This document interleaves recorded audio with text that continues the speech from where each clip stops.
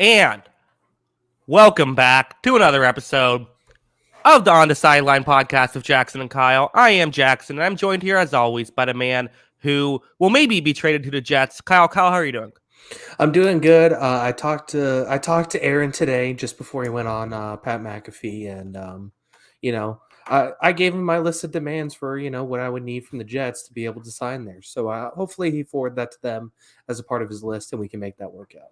Yes, perfect. Yeah, good stuff. A lot to talk about today. We're going to kind of have maybe a bit of a structureless show a little bit. We're going to, just go through the big stories here. Talk about, everything that happened. I think next week we're going to do more of a, by the numbers, each team deep dive into what they did once there's a little bit more moves that are made and all that stuff. I think it's just, crazy week.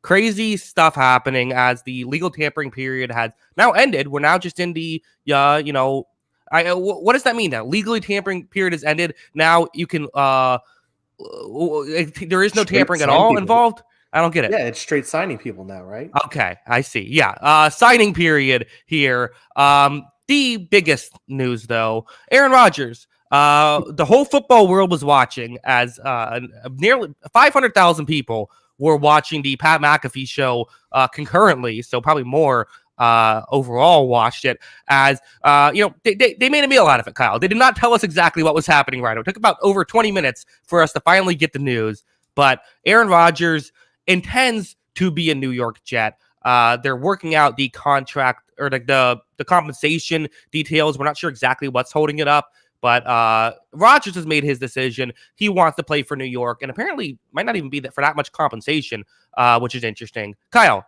your thoughts? Yeah, I didn't watch the show. I didn't feel like I needed, I figured I'd get the text update, which is all I needed. Yeah. All he needed there was a few kids that he was going to donate money to for the decision, basically, to make it come full circle at this point. But that's about it. What we expect from Aaron Rodgers, and this was the only way it was going to end on Pat McAfee's show for a 20-minute spiel to finally say he wants to go to the Jets. And it kind of confirms all the reports that Aaron Rodgers was working so hard to try and act like weren't real. And so it's an interesting situation. And I think the Jets got a lot better today if they get Aaron Rodgers. So yeah, good for them. Yeah, there's again some Aaron Rodgers wonkiness going on throughout this. I don't know how much we want to get into all of that stuff, but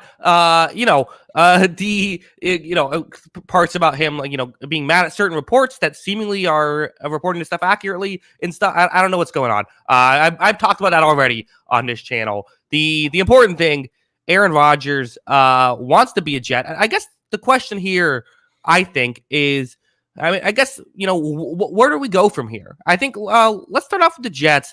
Are they Super Bowl contenders here? Because, there's certainly the upside. If Aaron Rodgers has a elite season with the Jets and he is able to, have an MVP caliber season, they, were a playoff contender last year with terrible quarterback play. Is there a chance that they could be, they could be in that Super Bowl conversation, or are there still some holes? I think there are still at least some things they have to work on here. But granted, there's still plenty of offseason time left. Yeah, I definitely think they have things to work on, but they're definitely going to be a good football team, I think. The theory would be, of course, Nathaniel Hackett fixes this offense. This offense looks a lot better. It's Aaron Rodgers' offense now, basically, and they're going to run Aaron Rodgers stuff. I basically was on the record last week as saying I'm not sure the cast around in New York is necessarily better than what's in Green Bay that he just left. And I mean, I kind of still stand by that. Like Garrett Wilson, in year one was better than Christian Watkins. Do I think Watson, not Watkins? Do I think Christian Watson is always going to be worse than Garrett Wilson? I don't necessarily think that's true. I believe in Christian Watson's talent, what he has as a ceiling, and I thought he could have been a lot better in year two. I think the offensive line's better in Green Bay. As much as I like Breece Hall year one before his injury, I think the running backs are better in Green Bay. I thought he had a better offense kind of in Green Bay, and especially a lot of it is Allen Lazard also going to the New York Jets. One of the things that was on Aaron Rodgers' wish list, whatever that list was or not was, whatever it was, he is a Jet, and that's something that he wanted. And it sounded like if Aaron Rodgers wanted to stay in Green Bay, Allen Lazard was also staying in Green Bay. So I think it's kind of a wash at that point. I think it's pretty close to even. And this offensive line has to play better than it did last season, and they need to stay healthy because Mekhi Becton is a big guy they're going to be relying on for that spot, and he hasn't been healthy in his career. So the hope is that they, he is able to, and that they're able to raise the ceiling of this offense. Yeah, I mean, the one thing I would say is the Jets supporting cast was better last year than the Packers supporting cast was, although we assume the Packers supporting cast will get better. It's just fascinating. I guess here's maybe the comparison I could make is when Tom Brady went to the Buccaneers, we kind of all said, okay, Buccaneers, not a finished product. They really need a tackle and a safety. That was kind of the thing. They drafted Tristan Wirfs and Antoine Winfield. So okay, nailed it. Like when you need, worked out really well. But could this be a scenario where it's like, okay, the Jets could use a tackle, but they could use a couple other things. They probably use another receiver. I guess they got Allen Lazard now. I still think they could probably use another guy in the room. But a couple pieces away, could maybe they just build those along with getting Aaron Rodgers? And could this be the way that they could, go to be a Super Bowl contender? Yeah, I mean, it's possible. The big thing, though, is that, with this being a trade instead of signing Tom Brady, theoretically, I mean, we don't know what the compensation is going to be in the end. They might not have their first-round pick, which is a big thing that Tampa had, being able to get Tristan Wirfs. So I think that's tough. And then I think the other thing, if we're going to compare it to this Brady situation moving to Tampa, too, is, I think a lot that got misguided in the Brady thing was how much easier it was for him to go to the NFC and be successful right away compared to the AFC, because this AFC is loaded. I mean, if you just straight up rank quarterbacks, just the quarterback position, which we all know is the most important position in football. Now that Aaron Rodgers is theoretically in the AFC, how many NFC quarterbacks are top 10 quarterbacks in the league? Is it Jalen Hurts? I think, Jalen Hurts is. You could. I mean, there's probably someone's list where the top 10 is all in the AFC. Yeah. I mean, it's a very difficult conference to go and try and win, which makes this even more of a gamble because Jets are going all in for this guy who is now, I mean, he turns 40 during the season, I think, doesn't he? So, they're going all in for this guy, and I don't think it guarantees them to get out of the wild card round, if I'm being honest. I mean, it's a massive gamble. He is a good player, so it's completely worth it. But you don't know, A, how long he's going to be there, and B, what is the ceiling of this team with him there? I think those are both big questions the Jets still have to answer. Yeah, there's a real possibility they finish. I mean, Kyle, poor you here with the Dolphins getting Jalen Ramsey, the Jets getting Aaron Rodgers, the Bills beating the Bills. It's tough day as a Patriots fan. But there's a real chance they could finish third in the division. There's also a real chance, though, that they finish third in the division and then win the Super Bowl. I mean, again, the Buccaneers didn't win the division in Brady's first year either. I think it's kind of like the obvious take, but I think it's true, right? Where it's like there's a risk factor here, but you're never going to get an elite quarterback with no risk factor. It still feels like it's a risk, but it's a risk worth taking. Yeah, the Jets kind of had to do this at some point, right? Like, if you're not doing this, what exactly are you doing? I think that's the question. And I think there's a lot of people in that building who are desperate about their jobs and, probably questioning whether they're going to keep their jobs beyond next season. So this was the all-in move they made. And I think they've done some other good things in free agency too this period, because I thought, Allen Lazard's a good receiver. He's good in blocking. He's good at pass catching. He's solid. I mean, he's solid. He's going to be their number 3 guy, though. I mean, theoretically, if Elijah Moore steps up, he's going to be their number 3 guy. But we've been waiting on Elijah Moore for 2 years, so who knows? I guess. Elijah Moore thinks he's ready to be the guy. That's for sure. Denzel Mims breakout finally coming. Yeah, exactly. Who's the other guy? The Would I have lost Corey my. Davis, but I believe he's going to be cut. Yeah, I think they have to cut him. Oh, and then the other move they made was Chuck Clark. I like Chuck Clark. I think he's a good safety. He's going into that secondary too. I definitely think that's something that's going to help the defense in the next season. Yeah, I mean, listen, this is there's a way you can talk yourself into this. I mean, this is not the Jets are. I think the Jets are officially a contender next year. I mean, again, you look at Buffalo. I think Miami's a contender. Obviously, Cincinnati's a contender. I think obviously the Chiefs are a contender. You can argue some other teams like Jacksonville. You could throw Baltimore in there if they keep Lamar Jackson. I think the Jets though clearly are. They're in that Miami tier. I think of like they're clearly a contender, but let's see it. Yeah, I think that's completely fair. But that being said, like if we were to power rank the AFC with Aaron Rodgers on the Jets, I'm not sure I'm putting them higher than fifth. Yeah, I think because there's the big three of the Bills, Bengals, and Chiefs, which I think you still have to put as top three right now. And then it's Miami versus the Jets. I don't know. It depends on what they do the rest of the offseason. Yeah, it all comes down to that. I think right now I wouldn't leave Miami, but it is close. It's not. It's definitely a debate. So it's a fascinating move. It's going to be entertaining, that's for sure. We're going to have plenty to talk about when it comes to Aaron Rodgers in New York. I don't know if it's going to work. That's the thing, though. And it's going to be this AFC East all of a sudden becomes fascinating. I'm not looking forward to watching it because my team's going to get walloped in all of these games. But it should be a fun watch. Yeah. Zachary Stewart says, that's not a story. He is supposed to go 8-1 this year before going to the Vikings. Yeah, it is very funny that the same thing that with Brett Favre happens to Aaron Rodgers of getting traded to the Jets. And people, I think, forget that worked out for a bit. Favre got hurt, and they were going to make the playoffs before Favre's injury that year. So, maybe that'll happen this time as well. Should the Patriots just rebuild, blow it up? Look around at what they got going on in their division and say, like, let's build for next year. I mean, what exactly is a rebuild in New England? I mean, it's not like this team's brimming with elite talent. I mean, I think if you look at who name elite players on New England's roster. Well, but they've never really had. They've always been a team of a good 52, a lot of good players, and then Tom Brady, right? Yeah, I mean that's kind of in the collective. This is how we build rosters here, and I think that largely has worked, but it's helped when you have Tom Brady and Rob Gronkowski and all those guys.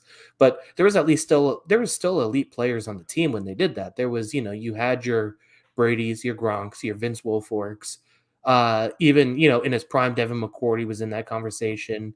Dante Hightower was in that conversation in his prime. Right now, if you looked at elite players on the Patriots, it's Matthew Judon. Cole Strange? No, not Cole Strange. Yeah. Just just one play. I guess Michael Onwenu is probably the next closest thing. Which okay, they got about like 9 really good defensive backs. Yeah, I think this defense, this defense is going to be good again. It's just not really going to matter, probably. That's what I'm saying. I don't know. Maybe keep a couple of these guys. I don't know. Maybe say we want to see what we have in Brian Hoyer this year. I don't think they're going to do that. No. Okay. Well, I don't know. Maybe that just might be an idea. The Packers here, the other team involved in this. This has been a long time coming. It's weird where it's like, I saw someone tweet out and I thought it was very funny that Jets fans are already fed up with Aaron Rodgers and he hasn't even joined their team yet. Because it's kind of just how it is. Where Rodgers notoriously hates the media and the media hates Aaron Rodgers back. It's a very frustrating thing to be a fan of, trying to figure out what's going on with Aaron Rodgers. It's interesting how many Packers fans are kind of okay with this move, right? I mean, it's just the frustration of all the kind of the extra stuff. I think where even though he is still an incredible quarterback, not coming off his best year, but still coming off a good year. And obviously the situation around him, I think probably is the reason why he wasn't quite as good last year. It is interesting though, the Packers fans seemingly are ready to move on. I think the Lions game kind of broke him a little bit last year, just a little bit. The first one or the second one? The last one where they, cost them the playoff spot. Because Right. This is very much a team that was like, we own this division. Doesn't matter how good or bad we are. We own the NFC North. We own Chicago. We own Detroit. Those are our teams that we just beat every time, no matter what. And then you have Week 17, go to the playoffs, facing Detroit Lions, and you lay an egg. And this. It wasn't all his fault. The team didn't play well, but it wasn't the first time Aaron Rodgers had laid an egg in a big winner-go-home game. And I think it kind of broke people in Green Bay a little bit. And I think it kind of frustrated them to the point, especially when you saw the entire offseason play out, where there's this dramatic, will he, won't he, even last season. What's going to happen with Aaron Rodgers last offseason? They do this whole gravitational shift to how they're constructing this roster. They're going more defense and run game oriented because that's supposed to win in December and January. And then you go and lose to the Lions and miss out on the playoffs. So I think that broke people a little bit because it was pretty surprising how okay everyone kind of seemed. Like even the Packers, general manager was coming out and basically saying yeah, we think Jordan Love's pretty good. It's just okay, you're just going to let this guy who won 2 MVPs in the last 3 years. You're just going to let him go. Okay. I don't know. It just seemed like everyone was content with the situation and moving on. Yeah. And again, I think part of it too might just be okay, we have to make a decision. Our quarterback is going into the darkness for 5 days and it's going to emerge 2 days before free agency. I think we've made our decision then. Yeah. Yeah. I think that's basically what happened. And you know what? He's been a little inconsistent when he's had to jump into playing, but I still believe in Jordan Love's talent. I wouldn't be surprised if he steps in and is, I don't think he's going to be, MVP Aaron Rodgers good, but I wouldn't be surprised if he's solid next season. He's not allowed to be MVP Aaron Rodgers good. That's not allowed. They did not get a third straight Hall of Fame quarterback. No, we cannot let that happen. Yeah, I mean, if the funniest thing is, 20 years from now, we're talking about Jordan Love going to the Jets, and that's the end of this thing. And some new Packers backup is taking over the starting job. Time isn't real then. That's the case. Yeah. But it would be funny if he's just awesome next season. And I'm rooting for it. As much as this team needs to calm down with these generational quarterbacks, I'm rooting for Jordan Love next season. I'm rooting for him. I'm rooting for Watson. I'm rooting for Matt LaFleur. I like those guys, and I think they've been kind of stuck in a bad situation last season, and I hope they do well. Yeah, it's weird with them because, going back to the Jordan Love pick, which it seems like that's a lot of what Rodgers' gripes about this front office was that Jordan Love pick.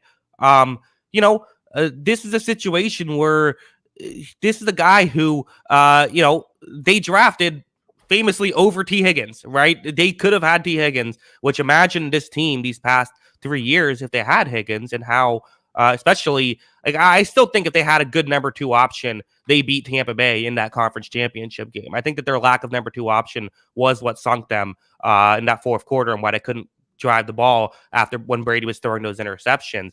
They also notoriously did not trade for Will Fuller, who did get suspended that year, but would have been back by the conference championship game. They could have had him and did not. So they purposely kind of built for the future when they were in a championship window. Championship window is over now, so the future has to hit. And if Jordan Love busts, we're talking about this as an all-time bad draft pick.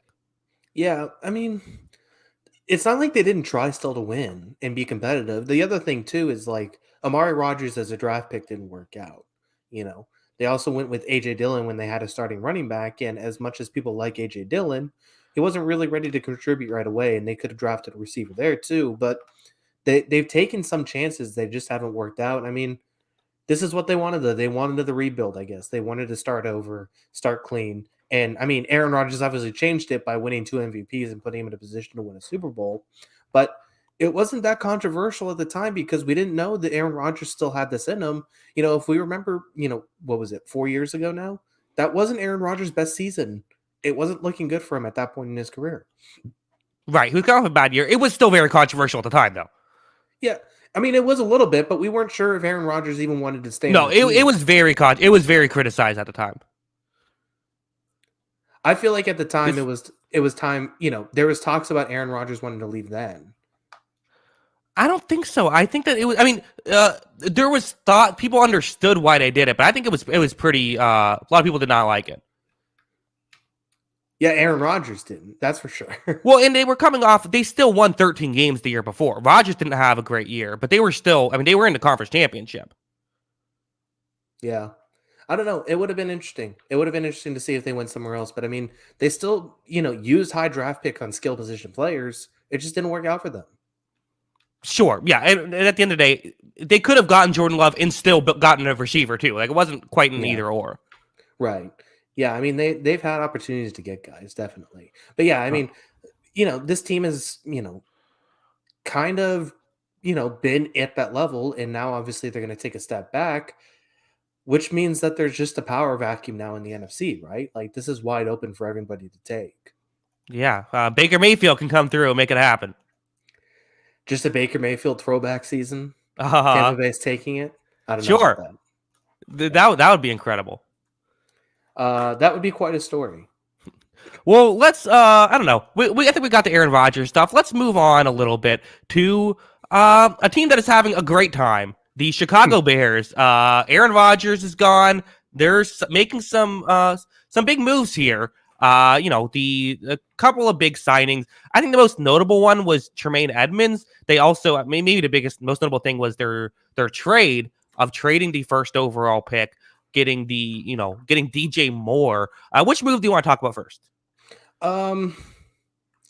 Let's start with the pick, I think, first. Mm-hmm. Obviously, that's the big one. So Carolina moves up. They get, make sure I have this right here. Pick number 9, DJ Moore. 2023 second rounder, number 61 overall, 2024 first rounder, and a 2025 second rounder.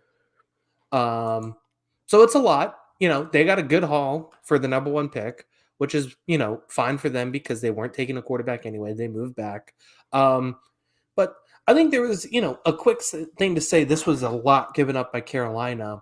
And I mean, it's kind of par for the course for what's given up for this trade, right? Like, San Francisco gave up a pretty big haul to move up for Trey Lance. I mean, you can go all the way back. I think it was 3 first rounders to move up for RG3. Washington trading with St. Louis at the time. So I mean, that was a pretty big haul too. So I mean, it was a lot to give up for Carolina. But I think you have to feel pretty good about that haul for Chicago, especially a player like DJ Moore, who, I think DJ Moore fans overrate DJ Moore a little bit, but I do think he's a very good receiver.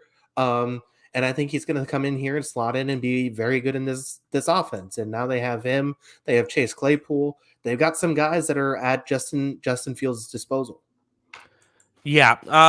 It's weird where I do feel like DJ Moore is good. I do think there is there's differences in how people view DJ Moore. I always kind of viewed him as like one of those if you're better than DJ Moore, you're a number 1 receiver. If you're worse than DJ Moore, you're a number 2 receiver type of guy. Like he's a very good receiver. He is getting paid a lot. That's that's an aspect of, his value is not as strong because he's getting paid a lot. And I do wonder how much he would get on the open market. My guess would be kind of like around a late first rounder would be his true value, because he still does have value, especially in this weak wide receiver market. But how valuable is he? But again, for the Bears, they need receivers. There's not one available. So using the first overall pick to get a receiver, as part of it, I think that's just smart. Yeah, that's smart money. And they've, with those two, with Mooney still there, Kmet still there, who I thought did some good things last year. They've rounded out a pretty nice receiving core, I think. So that's definitely something to build upon. But yeah, I mean, I think the true value of Moore is, it's hard to gauge, because if you say, yeah, he's fine, people are going to throw the graphic up of guys with consecutive 1,000-yard receiving seasons or whatever, and he's had it. Like, I think he's had it basically all the time, and I don't know if that means he's all of a sudden like a star, and that's fine. He's going to be a pretty good player, I think. So I think he fits in nicely though, and I think it's going to be good for Justin Fields and his development. And yeah, and then the big part of this also is Carolina going up and trying to get a quarterback now. Right. Let's talk about the Bears, and then we'll talk about the Panthers after. How about that? Because there's more to talk about with the Bears. The other side of things, the Tremaine Edmonds signing was interesting to me, because a lot of people criticized it at the time. I don't know how you feel. I think Tremaine Edmonds is really good. Like, I've always liked him. He's one of those guys I thought it was underrated years ago. when he was, earlier with the Bills. And then, I thought last year he kind of really showed everyone what he can do. Gets a 4-year, $72 million deal. The way I see this, you had Roquan Smith, who I don't think is, I think some people he's not one of those guys. People love Roquan Smith. People talk about Roquan Smith as if he's an elite linebacker. I've never viewed him that way. They're very different play styles. I certainly don't think Roquan Smith is elite in the Bears system. The Bears kind of want more of a guy who can be, make more of the smaller plays. Roquan Smith, more of a home run hitter, I think. So getting rid of Roquan Smith, getting draft capital for him, and then signing a player who I think fits that system better for less money, to me, this feels like a great move. Yeah, I think I guess it depends on which side of this you want me to play on, because I see a lot of positives to it, and I could also play devil's advocate somewhat too. Argue with me. That's more fun. Okay, so I think the thing I question is just the value of off-ball linebackers when you suck. That's my question. And in a vacuum, I like Tremaine Edmonds and I like TJ Edwards as football players. I think they're both very good, and I think they're going to be good linebackers for a long time in this league. But the question I have is I very much view I think one of the PFF guys put it this way, and I think it makes perfect sense. I view, off-ball linebackers as icing on top of the cake. It doesn't really make sense to have the icing with no cake. So I just for a team that has two good players in the secondary, and I mean, not a lot of good players on the defensive line for sure. How much is off-ball linebacker going to impact this team next season? Obviously, you got to draft. You got to hit a few guys in the draft and develop those guys, and that's what you're going for. But it still feels like it's a long way away before Edmonds and Edwards, especially, but Edmonds especially as the big money signing, can make that serious impact for this team next season. Yeah, well, the way I view it is I get that. The way I kind of view it, though, is if you're getting ingredients for a cake, if you're at the store and you see the icing, you should still get the icing. Maybe that's not by itself isn't going to work, but eventually you're going to need that. You don't have to necessarily do it in order, I think. Eventually you're going to need the linebackers. So, well, I don't disagree. I mean, I think, the TJ Edwards is 3 years, $19.5 million. Tremaine Edmonds is 4 years, $72 million. I think they expect that within 3 years they will be competitive. I think that's what they're thinking. Yeah.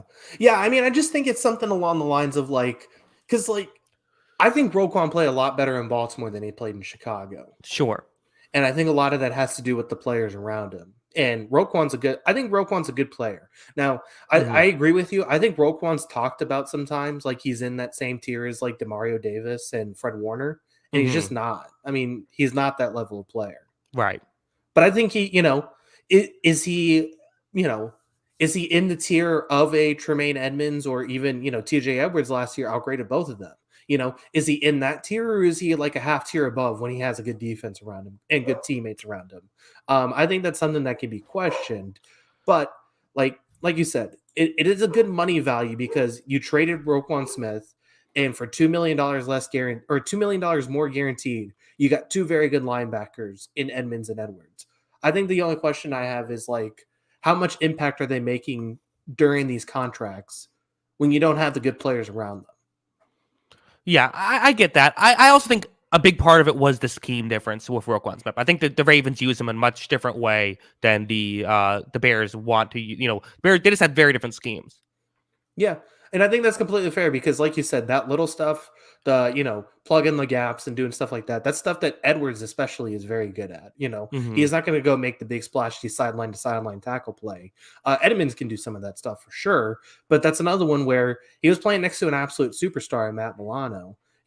And a very good defensive line in front of him. When he doesn't have those pieces around him, how is he also going to perform? But it's going to be interesting to see how this plays out and how these contracts age, because I do think they are good players. I just want to see them with the talent. How can Chicago put the talent around him? Because like I said, I just think putting off-ball linebackers as the number one priority in the offseason is like signing a running back to big money without an offensive line or quarterback. Yeah, I get the argument. I think that I guess I would just say that I don't think it's quite that extreme. And also, it's I think if they could get an affordable elite edge rusher on the open market, they would have done that. I just think this is what's available. Right. Yeah, it was very much a strong linebacker free agency class. So they took Yeah. advantage of that. So I guess you could say, you know what, if you look at it right now, Chicago Bears got better. Now, do I think they're any better? It's still a long off season, but right now, would I put them as any better than like 6-11? Probably not.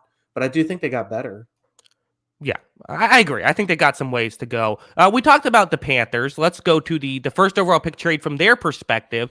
Just, them in general, I think are an interesting team because they also added guys like Von Bell, Shy Tuttle, and Hayden Hurst, along with Andy Dalton, who could, a bridge quarterback, someone to make sure the quarterback room isn't terrible. But they trade the first overall. I guess, is Bryce Young no longer the consensus number 1 overall pick as well after this trade? I don't know what happened there. But, going to get a quarterback, we would assume it'd be insane if they went. What if they went like Jalen Carter here? That'd be quite the twist. But no, they're going quarterback here. What were your thoughts? Yeah, I mean, this makes perfect sense. They need to go up and get a quarterback. They need to rebuild around that position because they didn't a few years ago, and now they definitely need to address it. I like Matt Corral in the draft last year and wanted to see him get a chance. Obviously, the injury kind of derailed that. We'll see if he's competing for the job or if he's floated in a trade. Obviously, I mean, whoever they draft with this pick is going to be the odds-on favorite. It would be crazy not to start someone you drafted number 1 overall. So Matt Corral's probably getting traded. But, it makes some sense for Carolina in this spot because I think they got to, this defense is going to be pretty good next year with you mentioned, Von Bell, you mentioned Shy Tuttle. There's some pretty good players now on the defensive side of the ball, and they needed to address this offense and get it a lot better, and especially the quarterback spot. And theoretically, it should be better. Whether it is a CJ Stroud or Bryce Young or, as crazy as it sounds, an Anthony Richardson, one of those guys is coming into the building and they, it all comes, they gave up a lot, but at the end of the day, if the guy's awesome, what you gave up doesn't matter. Yeah, there was a lot of the Panthers, look at what they, again, I think it might just be people maybe rate DJ Moore higher than we do, but a lot of Panthers got fleece talk right after this happened. I really didn't see it that way. I think this is, again, there's a discussion to be had as to should you trade up for the first overall pick? That's a discussion. But once you say we're going to trade for the first overall pick, this is what you're giving up. You're giving up multiple first rounders and a good player in DJ Moore, who, if you want to count that as like a late first rounder type value, okay, we're talking like a 3 first round trade up. That's about what you're doing here. I do think that, though, for the Panthers, one bright spot is that, you're kind of not completely screwed if it doesn't work out. You're screwed for the next year, but then you're good again. It only hurts you for 1 year as well. So I don't know. You need a quarterback at some point. You have to make a move at some point. And if it sucks, well, then hopefully you'll find out in 2 years and then you'll have a good draft pick again. Right. Yeah. Yeah. You'll still have opportunities to try and get somebody if it doesn't work out, but obviously the hope is that it's going to work out. And like I said, if he's awesome, no one's going to remember DJ. No one's going to care about giving up DJ Moore in this trade if the quarterback's awesome. It's as simple as that. It just comes down to, do you trust your process? There's a lot of Anthony Richardson talk, I think, immediately after the trade. And I thought that was interesting. I mean, I never really believed these reports because a lot of times teams are floating out fake news anyways, fake reports anyways. But it is interesting that was the first name that was kind of brought up, and it'll be interesting to see if that is the guy who ends up being taken in that spot because, Anthony Richardson is kind of viewed as that project quarterback, and they brought in Andy Dalton as someone who might be able to, let a young prospect kind of grow into the position. Yeah, I heard a lot of CJ Stroud talk. It's interesting how I could legitimately see young Stroud or Richardson get drafted. I think they're all on the table. And, kind of I always want to hesitate with those reports as well. I remember last year it was like Trayvon Walker going 2nd overall. Now that's just crazy, and then he went 1st overall. Yeah. Yeah, I mean, it certainly has been true sometimes, so it will be interesting. And, Carolina also doesn't have any reason to leak fake reports too, because right, they're taking first. It's not like anyone can trade up and take their pick. So it'll be interesting to see how it plays out. I think that, there's a long time between the draft. I wonder if they had someone in mind or if they're still going to scout everyone and see how it plays out. But it's a big move for Carolina, and we'll see if it works out for them. They're certainly being aggressive in trying to take over this power vacuum of the NFC South. Yeah, could they win the division next year? I think it's possible. Yeah, I mean, I don't think it's impossible. I mean, Mm-hmm. like Tampa's kind of weathered the storm a little bit. I mean, we'll see how well Baker plays, but Mm-hmm. they got all their guys back. New Orleans has got. I mean, they lost Marcus Davenport, but they still got a good amount of talent. Yeah, And added Carr.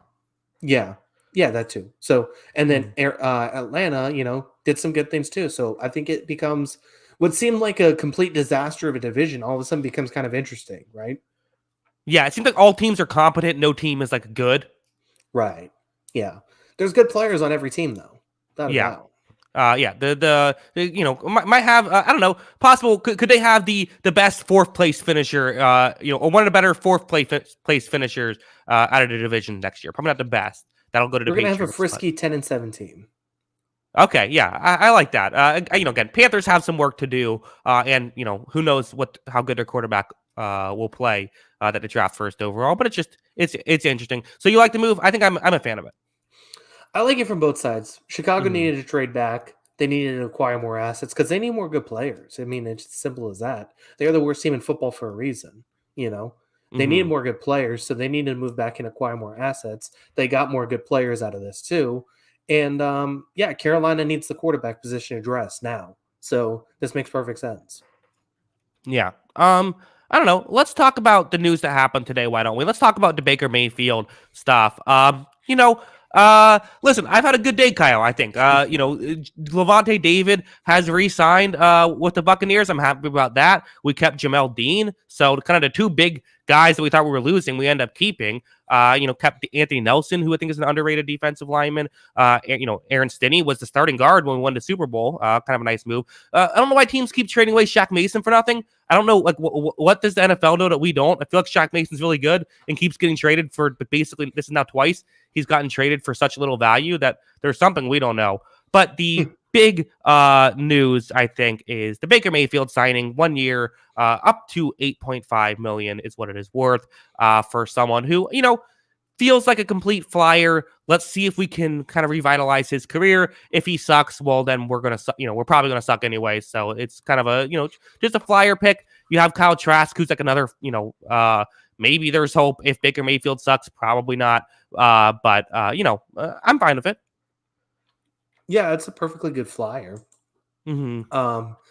I'm not like gonna say Baker Mayfield's gonna be good, but it's perfectly good to take a chance and maybe he's okay and maybe it works out for the team. The team still has good players. Like, let's not get that Mm-hmm. wrong. I like Rashad White. I like Mike Evans, Chris Godwin, Russell Gage, Kate Otten. Like, you just go through the list. It's all good players. I mean, Shaq Mason obviously getting traded. I think a lot of that just has to do with money. It's easier to replace $10 million when it's a guard. Mm-hmm. I think it's more so than his talent. I'm just always But surprised someone doesn't give more for that. right. Yeah, I think that's fair because they always go for nothing. But Mm-hmm. yeah, I mean, I think Baker's a good flyer, and we'll see what happens with that. And you're getting him on really cheap deals, so it's good for the position and good to help you out. The interesting one to me was you guys got some, amazing hometown discounts over there. I guess, like, what the Uh-huh. heck? Levante David going for $7 million Yeah. is what I saw. Jamel Dean, I mean, he was what, like, 3/4 of what was projected for him. What the Mm-hmm. heck happened over here? What happened? I don't know. I think I legitimately think part of it is people like living in Tampa and people like the area and just that it's like a nice place to live. There's the tax situation of you do play where there's no state tax, so that obviously I think helps. And I mean you still have to pay taxes obviously, but it's not state tax, federal taxes. And I don't know. I think that. Uh, is it possible that like with these defensive guys, they like playing with Todd Bowles, who is someone who's a really good defensive guy? I mean, the Levante David one I kind of get. Levante David, he's wanted to be a Buccaneer for life.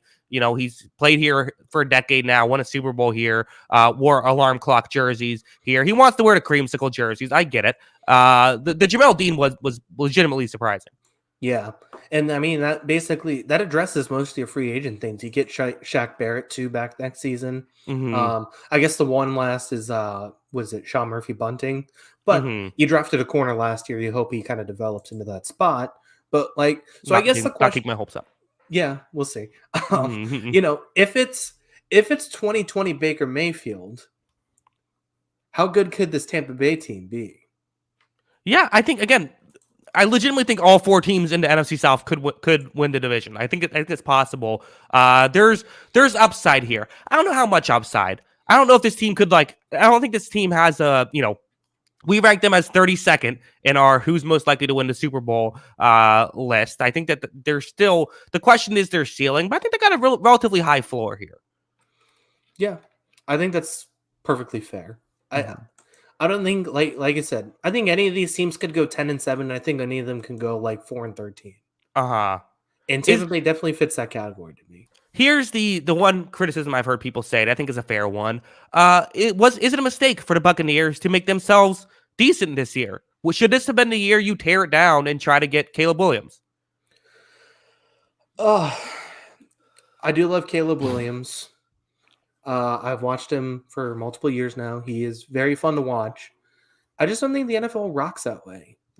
Yeah, I think there's in-season tanking stuff. I think there are certain teams that do tear it down completely.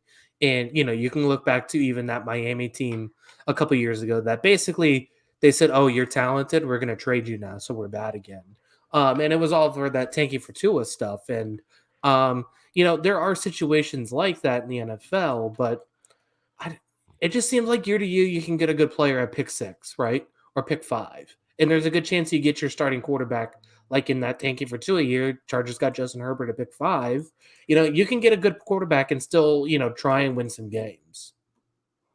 Yeah, I see it. As someone says in the chat, no effing way. This is the most competitive we've been in like 2 decades. I think that's part of it too. It's just from the fan perspective. I think, listen, Mayfield going to sell some tickets. Like this is going to get people and that stuff matters. I mean, we always kind of view it as like you should, we play it like it's Madden. Like they do view it as like, well, we want to make sure we get the fan base involved. We want to make sure we make money and being a competitive roster, like making the playoffs last year. While it didn't really amount to anything, I'm sure the owner was happy to get some more money out of it. Yeah. Do you think Mike Evans will post a video of all the highlights of him being wide open and Baker Mayfield not throwing the ball? That would be incredible. If I feel maybe that's the best. Why this is such a great fit. The Buccaneers are kind of known for having not very diva-y wide receivers. I feel like this is the maybe perfect fit for Baker. Yeah, no one's going to complain in his face. They'll say it behind his back. Yeah, exactly. We should probably talk about Kyle Trask, right? I mean, I think that we have kind of been on this take for years now of they wasted a draft pick. But, Kyle Trask, they had just won a Super Bowl. We're picking 64th overall in round 2. Draft a quarterback who now, after sitting behind Brady for 2 years, they are saying, you know what, let's go with this Baker Mayfield guy. Let's see what he can do over Kyle Trask. It was a bad decision at the time, and I think it's shown it at this point, right? Yeah, I mean, at the same time, it's like they're paying Baker Mayfield $8.5 million. He got the same, Jameis Winston got $8 million. Baker got $8.5 million. So, they're paying him essentially backup quarterback money. And I guess the thing is if he can't beat out Baker Mayfield this fall, you kind of have your answer on Kyle Trask, right? I think we have our answer on Kyle Trask. Yeah, we saw him play. We've seen tape. Yeah. It's just, it's not happening. I mean, he could be the nicest guy. I'm sorry, but he's not an NFL quarterback, in my opinion. Probably. Well, technically, he is an NFL quarterback. Starting NFL quarterback. Yeah, okay, right. That might be fair. Some other stuff to talk about, just kind of some littler moves. I don't know. I don't have a banner for it, but Kyle, Patriots got Juju Smith-Schuster. How you feeling? All right. We paid him basically the same money as Jacoby Myers. Exactly the same. It was 3 years, $33 million. Yeah, I mean, I don't think there's that much difference between the two. I mean, they're both good against zone. Juju Smith-Schuster has a little more size to him. There's really where I think Jacoby's more of an over-the-middle guy, crossing routes kind of stuff. I mean, I really like Jacoby Myers, and I think he's a solid football player. I think he's a solid wide receiver. But at the same time, I don't think our offense is getting better or worse with or without Jacoby Myers. I think it's getting worse without. I think Jacoby Myers is good.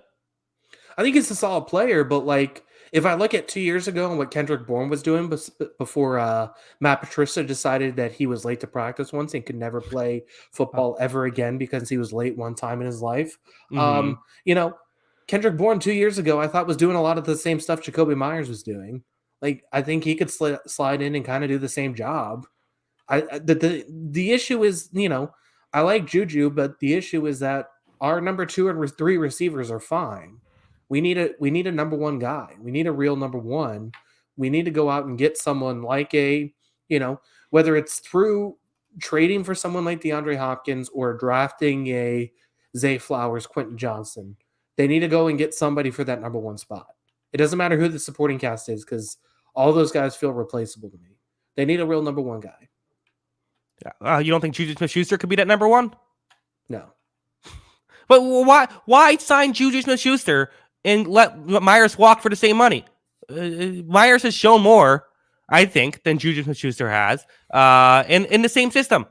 Well, we don't know what the conversations were. Maybe they did offer that same contract to Jacoby Myers, and he wanted to go somewhere else. So I mean, we don't know what that was all like. I'm assuming if they're exacting the same exact dollar amount, something played into that. Like I'm sure they asked Jacoby Myers if he wanted to stay, and Myers said he wanted to try something else possibly. I don't know.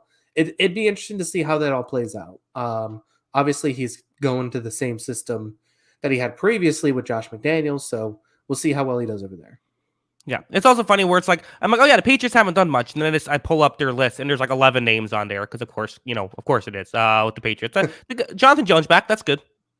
Yeah, Jones back is good. Jabril Peppers back is good. I like McMillan. I think Riley Reif is actually a pretty good signing. Yeah, I think I don't think he's great, but at the same time, he's significantly better than Isaiah Wynn. He's going to be for much $5 million. I love those contracts.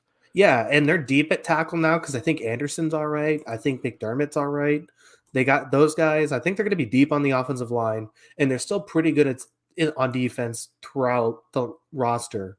The last thing, especially if they get that lead from Josh Uche again, the last thing I think they need to do is find that Devin McCourty replacement. But there's a couple draft guys I think I could see being that guy. Yeah, Kyle. Let's talk about Jacoby Myers' new team, the Raiders, who have been busy. I think the biggest move, obviously, they obviously got rid of Carr earlier this offseason, replaced him with Jimmy Garoppolo. I kind of don't think they're rebuilding, Kyle. I think they view this as, I think they think Garoppolo is someone who can do a lot of what Carr could do on a cheaper price tag. Yeah, probably.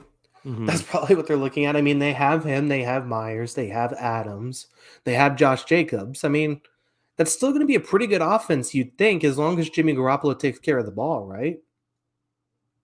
Yeah, I mean, I guess the question is, I think so, but then they got rid of Darren Waller. Why get rid of Darren Waller? Well, he's expensive. I mean, $12 million. I mean, for what we've seen him do, that doesn't feel like it's that bad. Yeah, I mean, it all is very.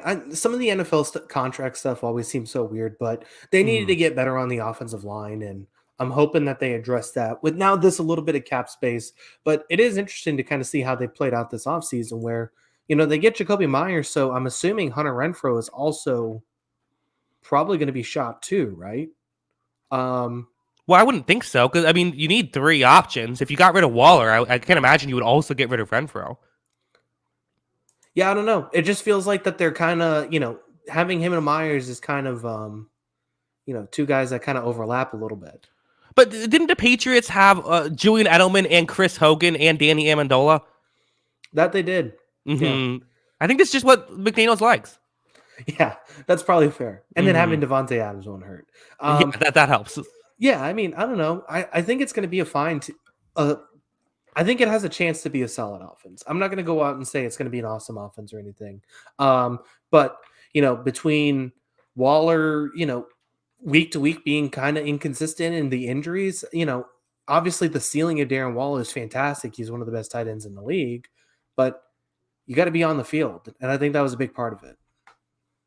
I guess so. I get it. I think I still would have. I don't know. I got really excited when they added Myers, and I'm like, oh my god, Darren Waller as a 4th option, or maybe it's Jacoby Myers as the 4th option. This is really exciting, and then they got rid of him. I'm like, okay, well that's less exciting. But I still get. I think they should be solid next year. I do think the Raiders' offense should be pretty decent. I guess again, it's just a question of what's the ceiling of this team, and that I don't know. Yeah, and they're kind of in the same boat as the Patriots, right? Like, yeah, they made all these moves, but you're also dealing with, if it's a rejuvenated Russell Wilson, we'll see. If you can get some semblance of the old Russell Wilson, you're dealing with that Justin Herbert and Patrick Mahomes, and you're still at the very least dealing with Justin Herbert and Patrick Mahomes. You still have to get by. Yeah, Kyle, I have their PFF page up. So Max Crosby, 4th highest rated player at his position. Guess the next highest rated player at their position. What number it is? These are mostly out of like 80 or 100. Let me see here. Okay, so I got to look at their roster. Okay. Okay, so the next highest at their position, let's go with on defense. Nate Hobbs. Nate Hobbs was not very high rated last year. It was 75th. There's a player higher than 75th. Merrig? It was not. Merrig was 79th. Okay, who do you got? It's Divine Diablo was 56th in his 463 snaps last year. Linebacker Divine Diablo 56. Next best was Amik Robinson at 60th. Yeah, that's a rough. It's not great when your second best player is debatable if they should even be is more of a rotational guy on defense. Yeah, that's a bit of a problem. Mm-hmm. So offense looks good. Yeah. I definitely think it could be pretty good. I think they need to add some pieces on the offensive line, but they're going in the right direction. I think they could be pretty good next season. Are they going in the right direction? What direction are they going in? I mean, what's the point of tearing it down at this point if you're the Raiders? I mean, did you hear what I talked about under defense? Yeah, I get it, but you can get good defenders in pick 15, pick 20. Like, you don't have to tank in football to find good players. That's the thing. I'm not saying you have to tank necessarily. I'm just saying I don't know how this Jimmy Garoppolo signing ends in them winning a championship, which that's the goal, right? To win a championship. I don't get how what they did this offseason gets them closer to that goal. Fair. But at the same time, how many quarterbacks available this offseason could win a team a championship? Well, exactly. That's why you rebuild. But I just only one team can get Caleb Williams, and or draft the guy. How far would the Raiders have to tear this apart to be in a position to get Caleb Williams? I mean, they're drafting 7th overall this year, and that was with Derek Carr. I think if they had bad quarterback play, I think they would be totally in contention for first overall pick. But you also have to keep your veterans healthy. Is Devontae Adams going to be thrilled that he just asked to get traded here, and then you traded his guy in Carr or cut his guy in Carr, and then you're going to go and try and get the number 1 pick? What you can't rebuild because you don't want to upset Devontae. You trade Devontae Adams again. Yeah, I just then you're leaving your new quarterback who you draft number 1 overall with absolutely nothing. Or then you don't draft the quarterback and you wait a year. There's ways you can do it. I'm just saying there's no perfect solution, but I just don't think this is the great one. I think it's fine. I enjoy when teams try and be better football teams. Sure. I don't need to see this in the NFL. I want to see teams try and just be better. Okay. Not every move's going to end up winning a Super Bowl. That's the thing. And at the end of the day, if you look at it, there's 6 quarterbacks who could probably win a Super Bowl realistically, unless they're in the absolute perfect situation, like we think maybe this Miami situation is. Like that's about it as far as football teams go. I'm not saying you have to completely. I guess even like I don't know. I'm not saying no team should sign the Jimmy Garoppolo deal. I'm just saying this team shouldn't have because I think they're too far away.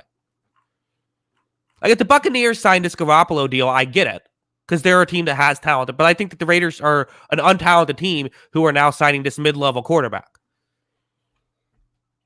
But their offense is going to be pretty good. That's the thing. Like, is it going to be top 10? Points. The offense? Yeah. I mean, probably not top 10. It could be fringe, though. I mean, if you look at if you get a bounce back year from Renfro, Adams, Jacobs was the best rusher in football last year. That's pretty good pieces around what you have. Sure. No, I get it. I do get what you're saying. I just think that this is a team that I don't know. I feel like it's tough to be mediocre, and I feel like they're almost like building to be mediocre. Yeah, but I just think even at mediocrity, you can still get good football players. Sure, I don't disagree. I don't disagree with that necessarily. Like I like the Jacoby Myers signing for that reason. You know, I get it. I'm just I don't know. This all started because you said they're getting better, and I was kind of they're going in the right direction, and I was like, I just don't know if that's the case. Yeah, I mean, I think there is something to what is the perfect way to roster build in the NFL? Like obviously you want to get built through the draft, but at the same time, like I just don't think teams operate with the idea of how can we tear this down to build a Super Bowl contender? I don't think that's operated like in the NFL. Mm-hmm. Yeah, fair enough. Let's move on. Interesting, spirited discussion about the Raiders. Let's go to another spirited discussion. The Jawan Taylor signing. That happened. So a popular Chiefs account on Twitter tweeted out about me. They were not thrilled that I disliked this signing. I don't know. I mean, Jawan Taylor's a guy who PFF hates. I was looking at his numbers. They have him as kind of like the 29th, I believe, best pass blocker among tackles, and then the lowest rated run blocker, which in a vacuum actually kind of makes a lot of sense, right? Let's go after Jawan Taylor. We're not going to run the ball anyway. We're the Chiefs, and he's a solid pass blocker. That's what we're doing with. I think that he will be a better player for the Chiefs, but for 4 years, $80 million, a lot of it guaranteed too. This feels like an overpay for me, Kyle. When I saw the move, I was like, okay, well, it seems expensive, but I think he's better than Andrew Wiley. And then it turned out that he's playing left tackle, which I think I read he hasn't done since like high school. I think he did it in college, I believe. A little bit, I think, but it wasn't like his full time. He was still mainly a right tackle in college. But I don't know. It seems like a bit of a gamble to put this guy as their left tackle and say, go have at it. It's not really a position he's played before. And, talent-wise, he's not that level of player, really. Right. It's again, it could work. And part of it is, we trust the Chiefs. They're a smart organization. They tend to not, although, they did make the Frank Clark trade, right? Which is another player who's a good player, but on a, getting overpaid. It's just, sometimes these are how windows close, Kyle, is by giving out these kind of contracts, right? We've seen that happen before, at least, can close for a minute. We saw it with the Saints. We thought the Saints were going to be competitive for forever, and then they made some bad contracts and kind of sucked for a few years, or were mediocre for a few years. I think the question is, why not just sign Orlando Brown Jr., give him a few more million a year, and call it a day? Yeah, because I mean, it's really, what is it? 4 years, $80 million, $60 million guaranteed. So it's basically 3 for 60. So $20 million a year. Mm-hmm. And yeah, I mean, if you're paying a few million more for Orlando Brown Jr., I'd rather have Orlando Brown Jr. I think he's a better player. Even though I do think Orlando Brown has his flaws, that's fair. I think he's still better than Jawan Taylor. But yeah, I mean, Jawan Taylor became a trendy topic this offseason. I didn't really see it. I think he's a little bit of an imperfect player. I don't think he's that good of an offensive tackle. But he became the trendy player, and Kansas City obviously, tabbed him as their guy. Andy Reid's a good offensive line coach. That's kind of his thing. So obviously you got to give him a little bit of faith here. But it is a questionable decision based on past performance. Now, he is 25. He still has room to grow. He could be better. But I do think there are some questions with that. Yeah. Yeah, I think there's a gap that has to be bridged, right? Given his play style, feels like it's an overpay, but maybe there's something we don't know. Yeah. Maybe Kansas City just views him as perfect for their system. Perfect for their scheme, which is very much possible. But at the same time, we haven't seen the film that says he's an $80 million player. Right. And this, and I will say this is what people were projecting for him. So maybe some people like him this much, but I don't know. I get it. A good pass blocking tackle, not so easy to find, but I don't know. Just a bit much for me. Yeah. I think I'd agree with that. It'll be interesting because they still got to address right tackle too. And now they lost Juju Smith-Schuster, so that's something else they're going to have to address. Or maybe they're hoping Sky Moore kind of fills into that spot. It'll be interesting to see how the Chiefs play this out, but it definitely was questionable because, like I said, I thought he was going to step in at right tackle. He's not playing right tackle. That seemed a little odd. Yeah, definitely. Couple other, smaller moves I want to talk about just real quick before we head out. Javon Hargrave to the 49ers feels like, getting a star interior defensive lineman on an already really good defensive line feels a little bit unfair. This is the value of the rookie quarterbacks, right? You have rookie quarterbacks, you can go out and sign some star players at other positions. Yeah, that defensive line is not going to be fun to play against. Right. Mm-hmm. Yeah. Yeah, he's going to fit in perfectly, I think. If you get some development out of Drake Jackson too, Eric Armstead, Nick Bosa, that is a nasty group. They did lose Al-Shaair, who I did like, but they still have good players there. Yeah, incredible move there. Also, Jalen Ramsey, another one of these like weird moves where I'm going to keep getting confused by them every time they happen. Kyle, another really good player getting traded for very little draft capital, just a third. I believe a third, maybe something else back, but the main thing was a third for Jalen Ramsey to the Dolphins. I mean, you have to feel like this puts the Dolphins really in the contender mix, right? Yeah, I mean, it really does because as bad as this team was last year in the secondary, it doesn't get much better than Xavier Howard. Oh my gosh, I can't talk. And Jalen Ramsey, right? Mm-hmm. I mean that is a very good duo. And all of a sudden you're bringing that to the Vic Fangio defense. This group should star. This should be a very good defense. Yeah, who knows what'll happen with Howard because obviously he had a bad year last year. But if anyone can fix him, it's Fangio. And the idea of elite Xavier Howard, Jalen Ramsey, and a Vic Fangio defense, I mean, just give them the Lombardi already. Yeah, honestly, and with their offense. Yeah, I mean, you could really do just cornerback trades in general because we also saw Stephon Gilmore traded for a 5th-round pick. And Stephon Gilmore was still, right. He's a little bit older, not quite the same situation as Ramsey, who I still think when he's locked in is the best corner in football.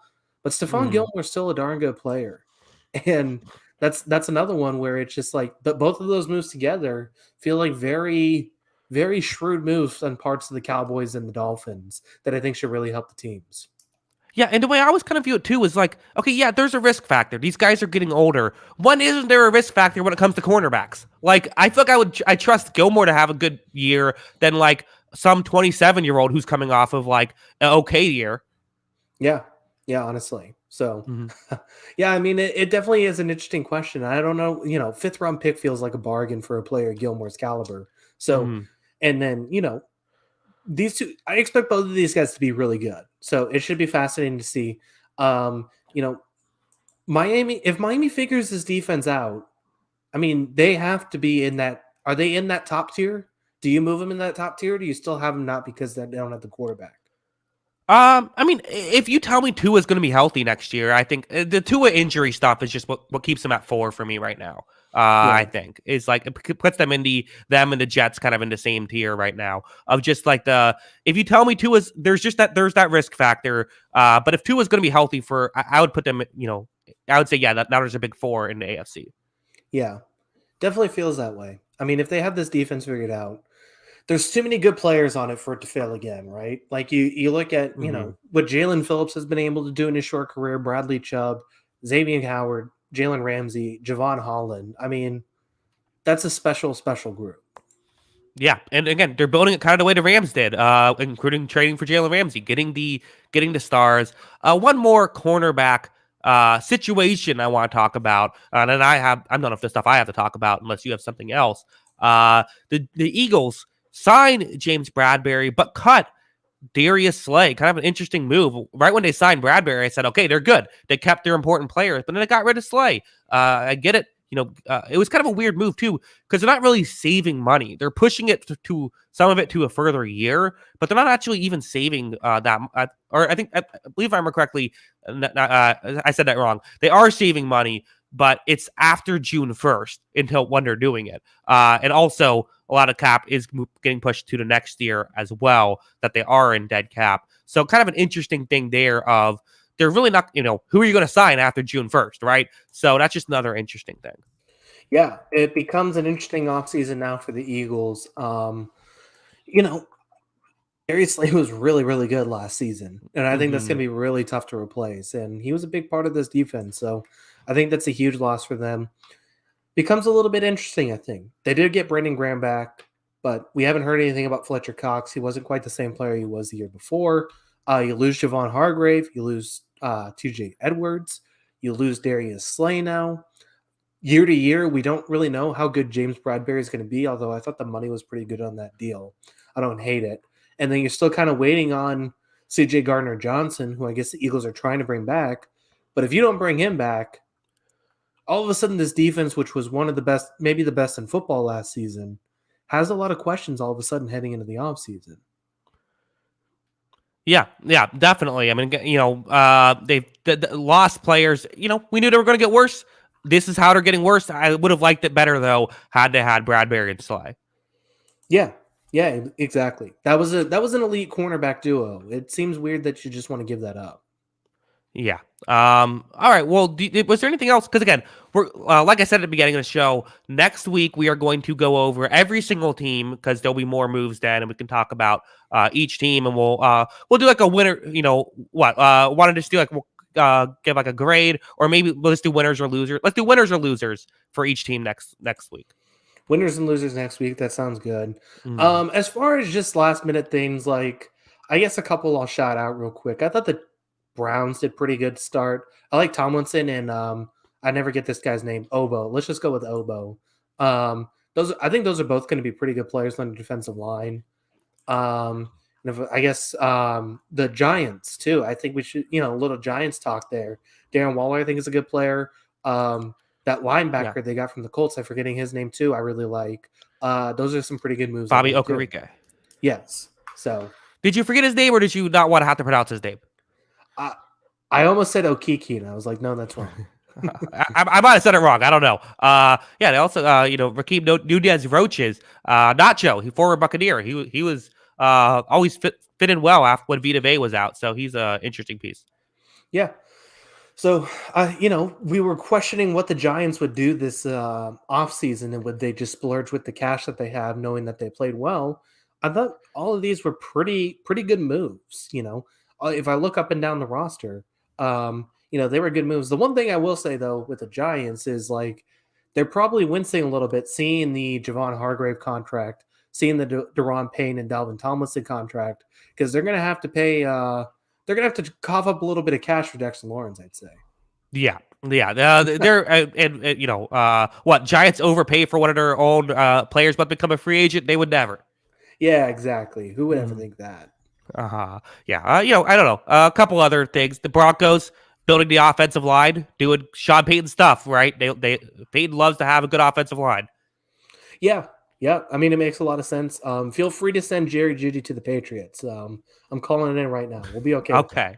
Okay. Again, Smith-Schuster will be your number one receiver, and you'll like it. I'll take Jerry Jeudy too, just in case. Sure. Falcons made some weird moves. Not weird moves, but they made some moves. They got some players. Getting back towards Bates in that secondary should be good. I mean, it's expensive, but that's all of a sudden one of the best secondaries in the league, right? Well, it has stars in the second. I still think could be a little bit more complete, but they have the big three now. Yeah, that's fair. Can they fill out that safety and slot spot? But I mean, you have good players there, so that'll help. Yeah, and hey, Taylor Heinicke, still a chance Taylor Heinicke could be the second best quarterback in that division next year. Unbelievable. This guy won't stop. Should be interesting. Stop. Okay. Kyle, I think that's our show. Yeah, I think we just about covered all of it. Yeah. All right. Well, cool. So, Kyle, next week, more free agency talk, but a deeper dive going through each team. We will say if they are winners or losers. No in between. No fence sitting here on this show. All right. I guess I'll do some homework on this one. Make sure I'm committed to all of my takes. Yes, definitely. Oh, it's CBS Sports. If it was listening, they post all the stuff there. Just very easy not much homework at all involved. Right, exactly. We'll be fine. Yeah, we'll make it happen. Again, thank you to everybody for watching live. We do appreciate it. If you want to hear me talk any in more depth about some of these moves. I have videos on this channel. Definitely check that stuff out. Kyle, let them know where you can find us on Twitter before we head out. Yeah, make sure to follow us on Twitter. That is at Jackson Kruger. Make sure to follow me at by Kyle Gronin. And make sure to follow the account page that's at On the Sideline JK. That is at On the Sideline JK. Yes, of course, if you like audio only podcast, anywhere you get the audio only feed, it's On the Sideline podcast. Search that. It will be available. You can check it out there if you like to listen to your podcast instead of watch. Kyle, I was hopeful some news would break during this show. Nothing good. The Rams are not tendering RFA Bryce Perkins. That's what you got? Yeah, the Browns have released Clowney and John Johnson with a post June 1st designation. That's something. Yeah, I suppose. I don't know. I was hoping to come up here and have Jerry Jeudy on my timeline, but no. Yeah, that doesn't seem like that's quite happened yet. It would have been nice. Yeah. No DeAndre Hopkins to the Bills or anything. Apparently, someone said, per source, the Patriots aren't done. They are heavily pursuing DeAndre Hopkins. Oh, here we go. It could happen. You said, oh, the Patriots could do this, and I said, that's not a Patriots move. It actually kind of is, though. I think you were right on that. I could see it happening. DeAndre Hopkins and Bill O'Brien, a relationship like no other. That's why this fucking can't happen. That's what's holding it. I don't know. Maybe they patch things up. They're friends again. They realize, you know what? David Johnson was a good running back. You're okay, Bill. Yeah, exactly. Just make sure that they don't get an opportunity to trade for David Johnson again. Is he still in the league? I think we looked this up earlier. I think he was he had a contract last year. I think he got like a league minimum contract last year. Oh, he is. Oh yeah, he was on the Saints. Okay, yeah, we did talk about this. You're right. Well, we'll talk about it again too. It's the off season. A lot of repeating stuff. Yep. All right, good stuff. Anything else? No, we are good. Kyle, final thoughts. Looking forward to the off season. Looking forward to talking next week, and looking forward to complaining about basketball some more. Let's make it happen. Yeah, sure. It's the new season now. We're now in the 2023 season. Yep, it is the new league year. Happy new league year. Yeah, exactly. Patriots are going to the Super Bowl. That's all I know. Patriots are going to the Super Bowl. Buccaneers are going to the Super Bowl. Should be a lot of stuff.